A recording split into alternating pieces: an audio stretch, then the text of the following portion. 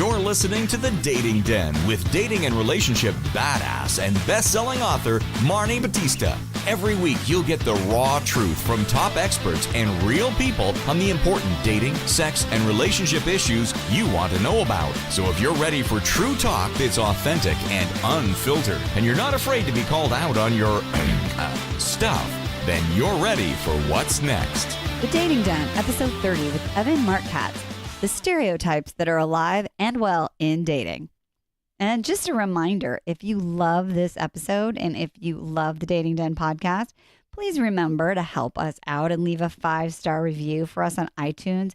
It's so helpful and will help us spread the love. And if you haven't read my book, How to Find a Quality Guy Without Going on 200 Dates, you can download it now for free at datingwithdignity.com. And now let's hear what Evan had to say.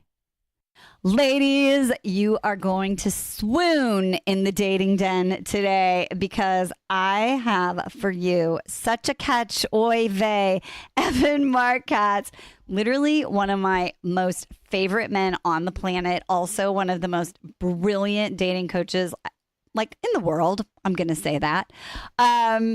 You should listen to him, which is why he's here, because sometimes when I say stuff, you're like, okay. But when you hear it from the mouth of a really smart, quality, good, menschy guy, for some reason, it seems to ring true. And what I love about Evan today is he's going to tell us what is the most effective way to get things done when you're dating. And so you're going to be in for the ride of a lifetime.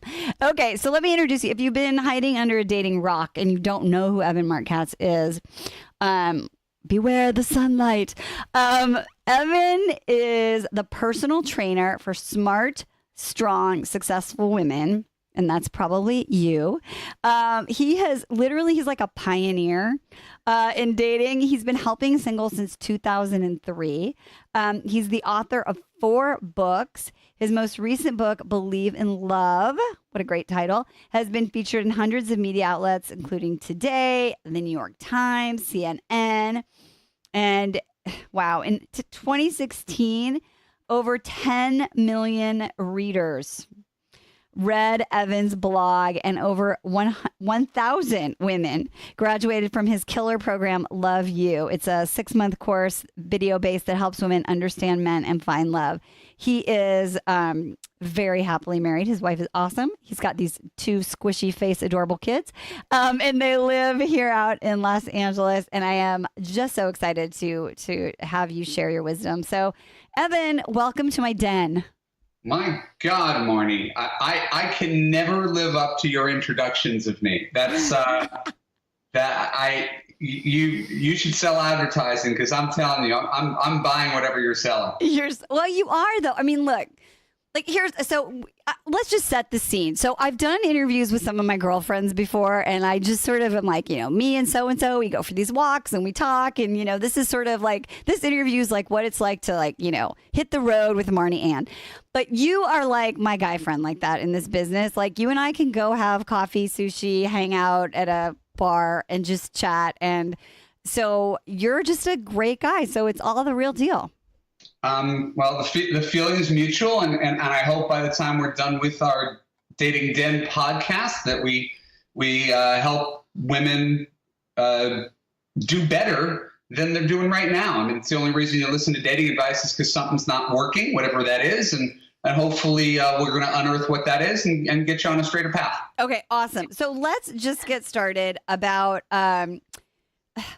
I know that you are just, I think, really great at the online piece. And your whole sort of approach is, let's be effective, right? Like, and what smart, strong women are effective in so many other areas of their life. And it seems sometimes when we get into dating, we forget that you can have that same approach. So what's your tip about how to really most effectively and efficiently meet a man of quality? Well, it's it resists a 2-minute answer, but I'm going to give you the best version of it that I can. I mean, listen, I started in online dating back in 2003. I wrote a book about online dating called I Can't Believe I'm Buying This Book. The first product I ever created, which I still offer, is called Finding the One Online. It's a 7-hour audio series. So this is not something that we really can effectively condense. But the shortest version is this. There's only what works and what doesn't. Once we remove our feelings from it, is what you're doing when you're on Match.com or OkCupid or Plenty of Fish, are you getting the results that you want? Are you getting regular quality dates with good guys who are invested in you? And I don't have to be your coach or your friend to know that 98% of the time the answer is no.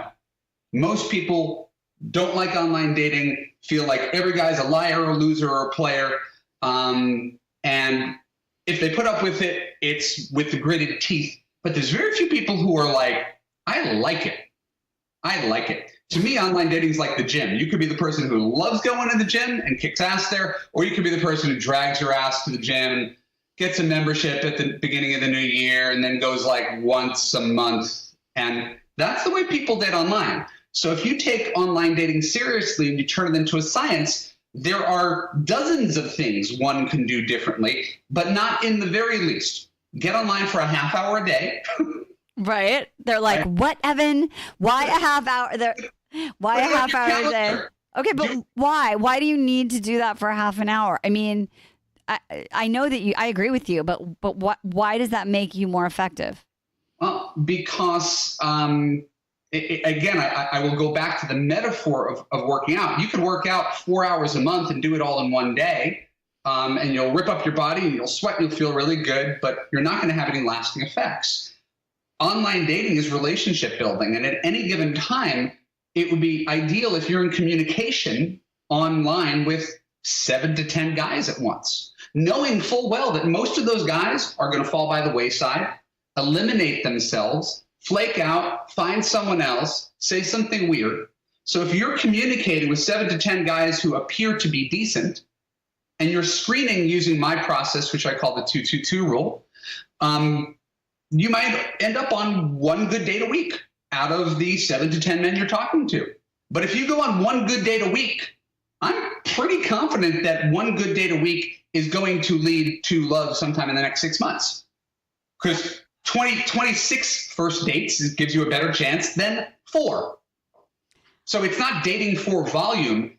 Online dating requires volume to screen out men to go on better first dates. And that's where most people fall down. They go, we're an instant gratification society. They go to Tinder, they swipe right.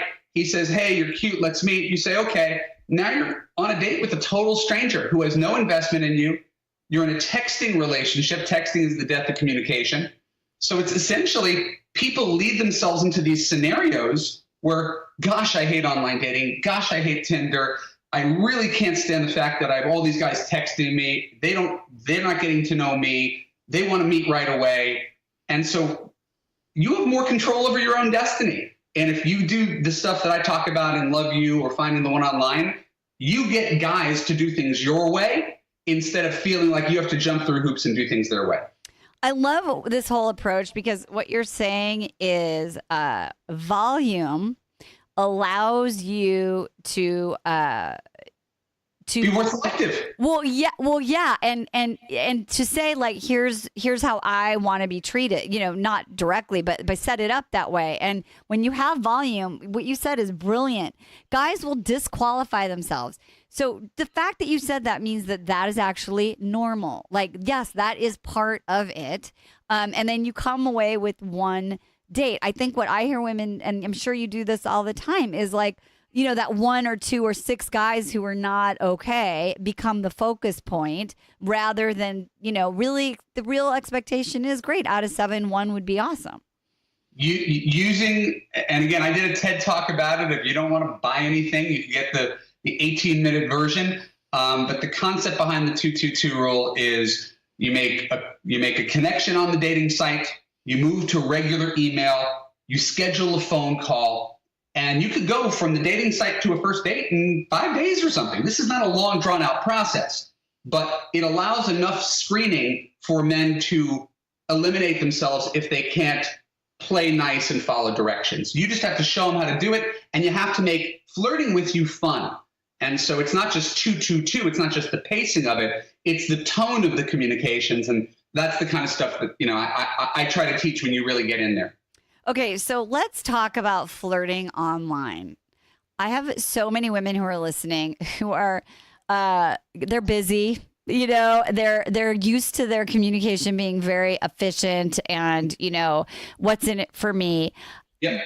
Like, if you're just going to dip a toe in, what does appropriate flirting online look like? How does someone even start to just adjust the way they're communicating to be less businessy and professional and more flirty and feminine?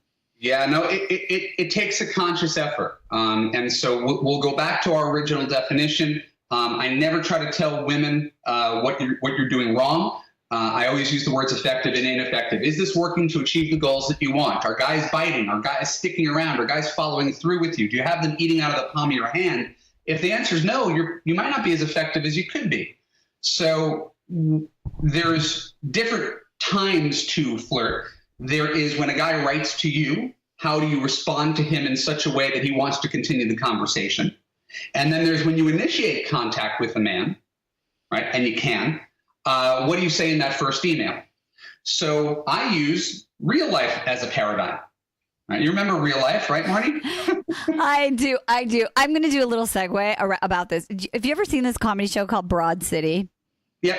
Okay. Do you know the scene where they're like trying to meet guys online on Facebook? And they fail. They I don't recall the scene, but I'm familiar enough with the medium to know why most people fail.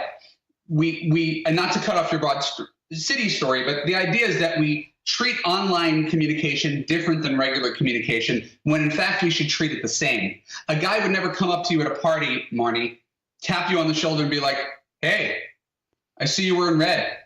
I love the color red. Let's go out." But he will write you that email. You have a dog? I have a dog. You like to read? I love to read. Right? That is what people do, men and women alike. They find something in common and they'll write the most generic version of it. Dear blank, I read your profile.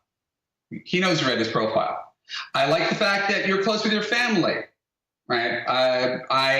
I'm also close with my family. I see here that you have an interest in travel. I love to travel. I went to Cancun last year. So please check out my profile. And if you like what I have to say, I hope to hear from you soon. And it's all ingratiating and weak and needy and not confident and not flirtatious. It's, you're cute. You're interesting. Here's what we have in common. Please, please, please pick me. And then we wonder, why are these guys not responding to me? It's because there's none of the dance that we do when we're really flirting with someone in real life. You would never talk to a guy that way in person, ever. Right? I hope not. So, but we do it all the time online. Everybody does, right? I call it the pedestal principle. Once you put a guy up on a pedestal, he's immediately looking down at you. So complimenting guys, out. And that is completely counterintuitive. I thought guys love to be complimented. Yes, by people that they know. But not by. Well, here, when you gave that little example, it reminded me of how when you're in college or high school, whatever, and they're like, here's the template for the five paragraph essay. Uh-huh. Right? Please follow it. Then you're like, every single person is writing the same 5 paragraph essay online. So then when someone gets it, they're like, I can't tell you who you are in this. There's no personality, right? Is that what you're saying? I'm saying that if it's the first thing that came to mind, it's probably not the best way to communicate. It means that someone else has done the exact same thing. And the whole point of writing a profile or sending an email is to do something that no one's ever done before, right? And that's a burden. It takes time, right? And people are like, but I'm too busy. I don't have time. I'm not asking you to be a creative writing genius. I'm asking you to consider when you're writing your emails, are they long? Are they engaging? Are they entertaining? Do you offer your opinions or observation, or do you just state facts? Facts are boring. Opinions are interesting, right? So, on whoever's listening, whatever you do for a living, if you are a doctor, if you're a CEO, if you are a CFP, whatever you do, I cannot do your job. I'm a relatively bright guy, couldn't do your job. I've spent 14 years on this. And this goes a lot deeper than you think it goes. And so the idea is, if you're going to do this, you might as well do it right. It's not brain surgery, but it requires some thought to know that there are better modes of communication than what you're employing naturally, which usually lapses into one-line emails. Hey, what's up? Not much. You like living in LA? Sure. You? What'd you do this weekend? Here's my number. Text me. And now you're supposed to go out with that guy, right? Yeah, like no, it's not. It's definitely that's the conversation. So essentially, instead of expecting men to be better, you have to be better at bringing out more in men. It's easy to blame guys for writing lame stuff. It's true, but you're a 50% participant in this. And if you write something that's really engaging, you're going to get something engaging back. And if you doubt that, think of the thousands of emails you've gotten from men or the hundreds of emails you've gotten from men over the years online. What percentage of them did something that was awesome? Who wrote something that was like, oh my God, I can't wait to write back to this guy. I can't wait to hear from that guy. That's what happens when you do that. Right. So Evan, yes. when you are, so I get this point of like, there's a skill and a style to it. And I love that you said it's counterintuitive, like do what feels uncomfortable. And what I hear you saying, and I'll go back to my Broad City story for 30 seconds. They say, let's just go do IYR, right? In real life. Right. And so what's happening in real life is there's like there's some sort of authenticity. There's like a connection. It's like 3D. It's, there's body language. There's a vibe, right? So what you're saying is, don't settle, so to speak, for making it this like transactional experience with like a bot. Yeah, don't treat it like real life. The problem is most people are impatient. I don't want to get hurt.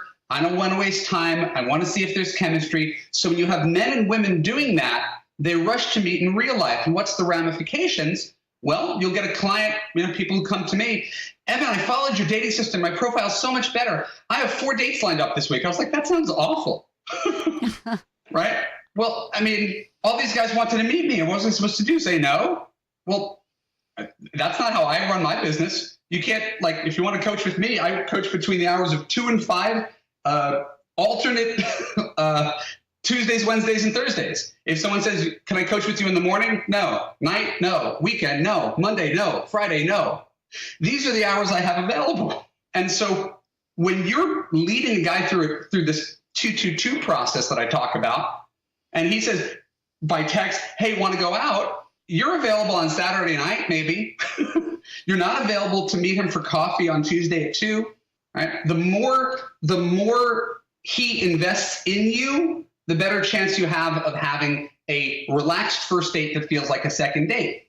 But people are so afraid of flirting and making a connection before they meet, they rush the whole process, and almost invariably, they're dissatisfied with the process. So when I say effective and ineffective, if you like going on 4 blind dates with strangers that you texted for coffee, God bless you, keep on doing it. Most women I know, when put to the test, would you rather go on 1 pre-screened date with a guy you're kind of excited to meet on Saturday night or 4 blind coffee dates in a week?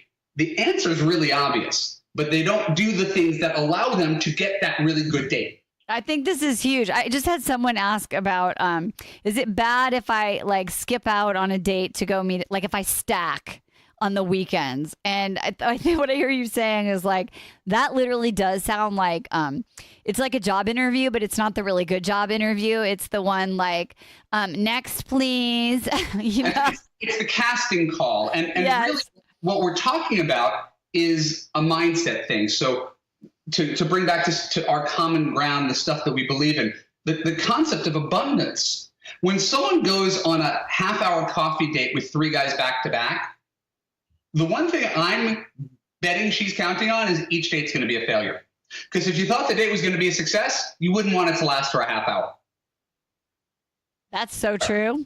Right? So you're counting on failure. My method, my mindset believes in success. I believe if you build up trust and rapport and excitement and anticipation through a few emails, right? Online, Gmail, phone call, By the time you get to that date, the only thing that's left to see is, hey, do we have chemistry? But you haven't invested like a month. This is happening over the course of a week. But you could at least go out with good guys that give good phone, and you have a good hour-long phone conversation with him. Why wouldn't you want to go out with him, have him pick you up, take you out Saturday night, give you a good night kiss, put yourself in the position to have a great date instead of capping yourself at a low-stakes, low-cost, mediocre date? Yeah, people accept crappy dates, and then they wonder why they hate dating. Well, exactly. It is counterintuitive. So, okay, let's talk about how to make sure you get a second date after the first date. I think that is like when Vanishing Man, Disappearing Man happens. I think it's that feeling of people are like, they go back to pick me, they go into lack. So what is your most effective strategy to make sure you can set a second date if you're so inclined? I know I'm verbose. I got like a 10 to 15 minute thing on this. Oh my God. You have a thing. Evan has things. We all have our things, right? We all have our things that we like to talk about. This is one of my favorite things. This is, if I get invited to do a TED Talk again, this is the talk. Okay, well, ladies, I'm just telling you right now, if you're exercising, if you're checking Facebook, this is an important thing. Freaking everyone asked this question. Pay attention. He's in his zone of genius. Go. I'll do the condensed version because everybody's time is really valuable. The way to understand it is to look at men when they date. If we're talking about how women can get second dates, well, let's look at men. And what do they typically do on a first date? It helps to understand. There's the guy who's really confident. What is he trying to do? What's his agenda for the first date, Marni? Well, to have you be impressed by him? No, that's the insecure guy. What's the confident guy's agenda? The confident guy's agenda? I don't know. I'm not a guy. Come on, to have sex with you? The guy who goes on a first date. What does he want to see happen? Sex. Thank you. Okay. I just mouth, so to speak. Okay. The confident guy. I'm not good at stereotypes, but clearly some confident guys are totally focused on the ding dang and the wing wang. At the very least, they're focused on their gratification. Hey, I paid $100 for this meal. Let's see how far I'm going to get tonight. That's so gross. Wait, can I ask you? I don't mean to interrupt, but I need clarity. When you say confident guys, like, are you saying like confident quality guys or confident players or confident or all? No, I actually think this is a point worth making. And again, forgive me if it's a turnoff, but that's the risk I run by doing this. I'm trying to tell the secrets of men. I've been on both ends of the spectrum, and I haven't really gotten to the other end of the spectrum, which is to be really insecure. The insecure guy wants you to like him. He wants to impress you enough to get a second date. That's all his goal is. Maybe I could get a second date. She's so pretty. She's so smart. She's out of my league. I hope I can convince her to go out with me again. So that's the insecure guy. At the other end of the spectrum, there's the guy who's like, he's not remotely worried about whether you're going to like him. He knows you're going to like him. That's confidence, right? So when one conflates that level of confidence with being sleazy or a player or anything like that, I don't think that's true at all. Because remember, as a male dating coach, I'm describing myself. I'm describing both versions of myself, right? And wanting to get action on the first date does not mean you're not interested in having a relationship. It just means you want to get action on the first date because it's fun and it's exciting, and you can easily separate sex and love. Okay, but do guys really? Okay, so that I am grilling you because you are a guy. Yeah. So, but you said something like, I bought you this dinner, so I'm hoping to get. And that, like, for me, was the confident guy. It is the equivalent of getting a return on your investment, right? And we could say it's disgusting, and I could easily understand why you think it's disgusting, right? Well, it's not attractive to me. I'm not saying it's attractive. Yeah. No, but I'm just saying, like, disgusting. I don't know, but it's definitely like not attractive. By saying this, it doesn't mean I'm endorsing it. I know you're not. You're being honest. I like that. I'm explaining it. So it's so important. Men are terrible at understanding women, putting themselves in your shoes. Men don't understand why women are afraid of sexual assault because they're not getting sexually assaulted, right? That doesn't even cross their mind. So men and women look at the world differently. I use that as a stark example, right? So it's really important. It would be really important if men understood women better. I think we could agree to that. on the whole, but that's not something that's within our control. What I'm trying to do is help women understand men better, right? Even when it doesn't make us look good. So if you think that a guy just freaking loves taking you out on $100 dates, $500 dates in 2 weeks, and getting a hug and a kiss on the cheek, you completely don't understand that. Okay, go ahead. No, I'm saying it's put yourself in the shoes. Imagine you were the person who, due to 100-year-old courtship rituals, we're told that you have to call and plan and pay for these dates, right? And you're paying for her company and her conversation, and you have to remove sex from the equation as if it's not on the table at all, right? That is what you're expecting guys to do. And it's not a very realistic thing, because men in general look for sex and find love, right? In the process of trying to get some action, they're like, wow, she's really cool too. And by expecting them to not be that way, you're going to be perpetually disappointed when they are that way. Have you ever gone out with a guy who went out with you like 7 times and didn't make a move? No. But there's guys who do that because they're insecure. They don't want to scare you. Right. That's what they do. They sort of hang out and they friend zone themselves. Right. Totally. Right? Okay, wait, let's not get too far off track, because I want to make sure we forget about the second date. Well, this is part of it. It's understanding the concept that men look for sex and find love. Okay. What he knows the second he meets you, when a guy comes up to you at a party, it's not because he thinks you're going to be a good wife and mother, right? I mean, okay. So if we establish that that's true, men look for sex and find love, we need to stop the blame game. Women and men are different at how they look at this subject, and we're both doing a disservice if we make men wrong for being this way. All I was trying to establish is that there's a spectrum of men. There's the really nice guy who's like, is everything okay? Are you having fun? Am I going to see you again? How am I doing? Are you enjoying yourself? How does that feel? I think that that very strong women are not attracted to that for sure. Nobody's attracted to that. Let's be clear. The guy who's trying too hard to impress you is inherently unimpressive. No?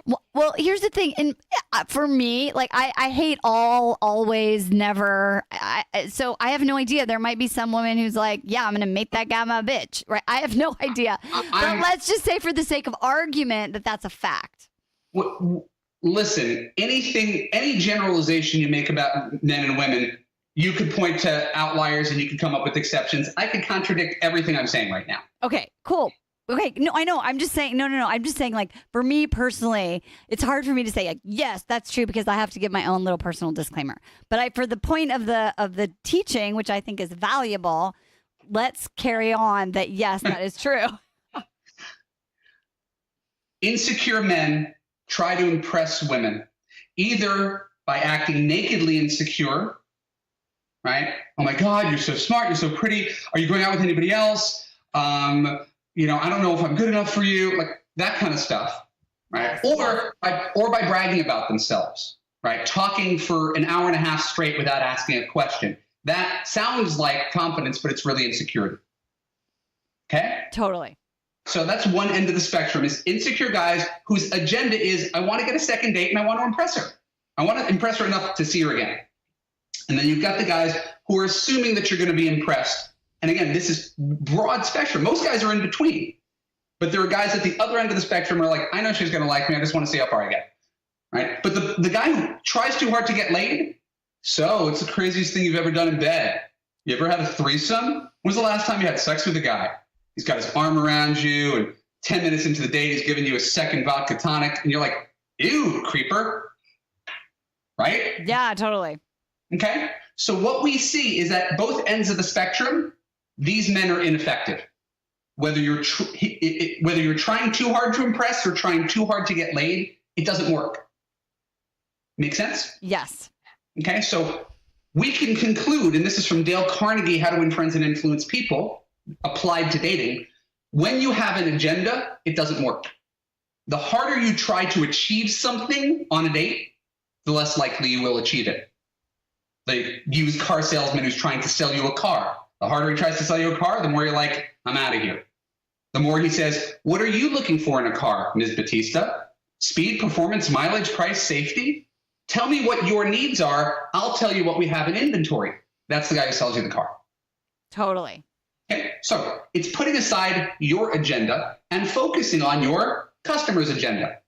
So great dating advice for men. I'm sure if we were advising men, you'd tell men to focus on what she wants. She wants a man who is thoughtful, generous, chivalrous, interested, interesting, consistent, kind, relationship-oriented. Did I say anything false? No, you are right on. So if women are looking for that, it would behoove most men to say, how can I be that, right? Yes. And so what would a man have to do that? Well, instead of texting her at 11 p.m. on Friday and saying, what are you wearing right now? He would call her the previous Sunday, right? Talk on the phone, have a great connection, ask her out the following Saturday night, 6 days from now. Keep in touch with her during the week, building up the aforementioned trust, rapport, anticipation, and excitement. Right? Confirm the date the day before. Be the guy with the plan, not what do you want to do? Be the guy with the plan. Pick you up at 9, dress sexy. I've got an amazing place that serves tapas. It's 5 minutes from your house. I really wanted to try it. Right? Be the man with the plan. And then you show up on time, your shoes match your belt. You come to her neighborhood instead of making her drive to you. You're polite to the waiter and the maitre d'. You ask for questions. You listen to your answers. You don't rant about Match.com or your exes or how much you hate your job. Right? Yeah. It sounds really basic, but no guys do this. No, I know. I was like laughing. I'm like, it's really like women are not. I mean, yes, this is it. This is like dating, like a dream date. Dream date. Men, if you want to be a guy who's a good date, women want you to be thoughtful, generous, chivalrous, consistent, kind. I'm demonstrating here's how you can do those things. Pick up the check, no questions asked. Maybe it's only 10 o'clock on Saturday night. You've already scouted out a place that you could walk to from this restaurant next. Go for another couple rounds of drinks, pick up the check. It's 1 a.m. You had a great time talking. You offer to drive her home. You drive her home. You walk her to the door. You give her a kiss goodnight. You say, I had a great time. Can't wait to see you again. I'll call you tomorrow. Call tomorrow. I say, when can I see you again? And again, I did that really, really fast. Yes. How does that sound for a guy on a first date? No, that is ideal. Great date guy is so. I mean, I think that women, in fact, are not that hard to please if you just do these basic things. And how did he pull this off? By putting aside his own agenda. He didn't try to impress you. He didn't try to get laid. But in the process of not trying to impress you and not trying to get laid, he impressed you, and one day he has a chance of getting laid. Yes, he focused on the process, not the destination. Exactly. So by putting aside one's agenda, you end up achieving your agenda. That's the magic of Dale Carnegie. Yes. You put aside what you want, you achieve what you want. Right? So if we flip this whole thing around, I had to tell the guy story because it's so obvious when you tell that story about men. How does this apply to women? What are women's secret first date agendas, Marni? Women's secret first date agenda. I mean, my clients would say to be seen, to be heard, to be asked questions, for him to be interested. I mean, I think that's the thing, and all those other things that you said. There's a secret first date agenda that just like the guy who's trying to impress her enough to get a second date, he doesn't come into the date saying, I'm trying to impress her to get a second date. That's just what he does. From my experience, most of my clients' agendas, if they have any measure of confidence, if they're insecure, they're kind of like the insecure guy. Oh my God, he's too cute. He's too good for me. He's never going to pick me. But if she's a discerning customer, her agenda is to figure out if he's her husband. Right there on the first date, in the first 90 minutes, right? I don't want to waste my time. I don't want to get hurt. What's this guy's deal? Is he on the rebound? Is he dating anybody else? Does he want to raise his kid Jewish? Is he looking to have kids? Where's his money situation? His job was not clear on his profile, right? I'm trying to figure out the future. Does it make any sense? Yes. Right? So when one goes into a date forward thinking, what's this guy's deal? Right? It is no different, even though it might seem that way, than the guy who's like, I'm trying to get laid tonight. Right? Yeah, absolutely. And it feels crappy to be on both ends. Exactly. So if you go into a date trying to solve this guy like he's a puzzle, what's did he vote for Trump? Because if he voted for Trump, I'm not even paying attention to him. So I'm going to sort of subtly bring it up. Is he already saving for retirement? Because I don't want to waste my time being a nurse with a purse. I mean, we could go through all these things where in general, women are trying to figure out what happens next instead of just being present on the date. Yes, 100%. Right? So you want to be a great date? Put aside that agenda. Just bury it. And focus on what does he want on the date? Because that's what he had to do for you, right? You want a guy who's thoughtful, chivalrous, generous, consistent, kind, makes plans, relationship oriented, and he does all these things to show you that he's that. I've already told you what the male agenda is on the first date. Your job is to help him achieve it. So what would be great dating advice for women? You tell me. The answer to the story is... Let him know that you're impressed and that he's going to get a second date, and let him know that he's got a chance of getting laid. Awesome. What if he doesn't? What if you're not sure about the sex thing? Well, again, you're not having sex with him that night. He just needs to know it's somewhere in the future. That's what flirting is about. That's what a good night kiss is about. Okay, great. I just wanted to be specific. So I just wanted to clarify because I just, in the minds of the listeners. Okay, great. So you're flirting. You're going to give him a date that he is going to love. Why? Because he felt attractive, interesting, important, sexy, funny. He's putting on a show. The way you get a second date is to applaud, essentially. I like that analogy. I like that analogy. It's in Why He Disappeared, but it's really that simple. Men have 90 minutes to tell you why they're great, right? So if you treat him like he's really interesting and he's doing well and he's attractive, and you put away your iPhone and you look him in the eye and you touch him on the hand and you touch him on the knee and you grab his arm when you're walking down the street and you thank him profusely for planning the date, picking up the check, making all the plans, and when he makes a move at the end of the night to kiss you, you kiss him back like you mean it. If you do that, I can't think of a guy who's going to not come back for a second date. I love it. That was brilliant. That was the long version. Sorry. No. I felt like we had to describe the bad guy first date and the good guy first date to explain why putting aside your agenda makes sense. No, I totally I think that was a really nice painting the picture to really demonstrate that. And I think that when you're focused on the pieces and the process and you put aside your agenda and you're present and you're really getting to know somebody and I think all of that makes dating you're really connecting with someone. And I think that both the man and the woman on the date have to take responsibility for their part. And so I think what I love about doing both sides of the coin, so to speak, is that, there are guys that do they're 50% at 100%. Mm-hmm. And we're like sitting there going, okay, jump through the next hoop. Mr. Man, show me that, show me you're not like a jerk like everyone else. And then as women, we just sort of are like in that space of not taking responsibility for their part and playing the blame game, as you said. So I think this is a really, really important look at this topic.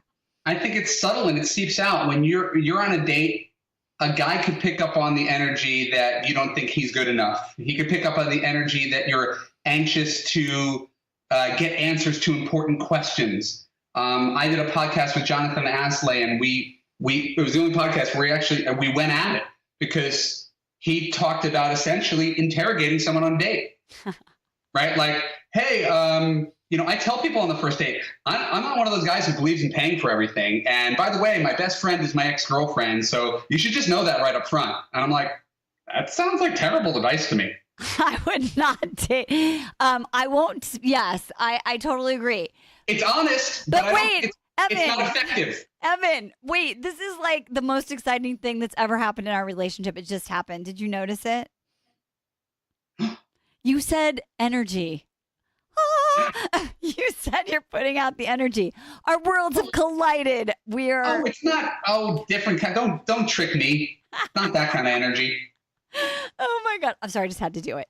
Evan Marc Katz. Wait, can I ask you a question? When you were a kid, did people call you Evan Marc, or they just called you Evan?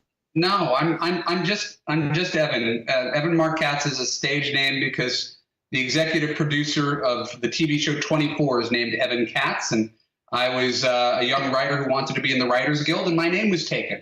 So just like a Michael J. Fox or a Tommy Lee Jones, the reason they have those names is because someone got their name first. So that's so cute. You have the story of how you got your name, and then you got the story of how you got your other name. I like that. Awesome. I was just imagining your mom going, Evan Marc. Come here right now. No, I never thought I would use my middle name, and didn't use it until the early 2000s. My late 20s, and I was a writer.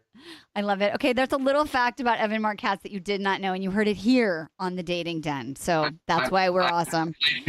I do not remotely think I am that interesting for anybody to care about my name, but I do hope that your inclination as a listener is not to shoot the messenger for saying things that are unpopular, that don't make me look good, that don't make men look good. This is all what I call constructive. It's designed to help. And if you look around, it probably explains a lot of what you've seen in male behavior. Yeah, no, I think it's brilliant. It's kind of like the first time you drink like kale in a smoothie, you're like, it's healthy, but it tastes bad. And then after a while, you're like, I love kale in my smoothie. That is you, Evan. You are kale in our smoothie, and we love you. My wife says, you're the person who tells people there's no Santa Claus, and you wonder why people react to you that way. That's okay. Or there's no Hanukkah Harry, whatever it is for you. Okay, we have spent so much time in the den, and I love you, and you make me smile, and I just appreciate you. Ladies, if you, and you should, I think you could all learn a lot from more Evan Marc Katz. In the show notes are all the links, and you can go to, is it evanmarckatz.com? It is evanmarckatz.com. Don't forget the mark. Don't forget the mark. Hit the mark with Evan Marc Katz. Yeah. Did you ever use that tagline? Hit the mark with Evan Marc Katz. What? I don't know. It just came to me. Okay, ladies, don't forget. No, I feel like I want to talk more. Why are you cutting me off? Because to be honest, I have a client in 5 minutes. The Dating Den. We are like moving fast in the Dating Den here, honey. But Evan, would you come back to the Dating Den? Absolutely. And, we could do a much more validating podcast where I talk about all the things that are wrong with men. Okay. So ladies, leave a review, come back, and most important, date with some damn dignity. All right. We'll see you next time. Bye-bye.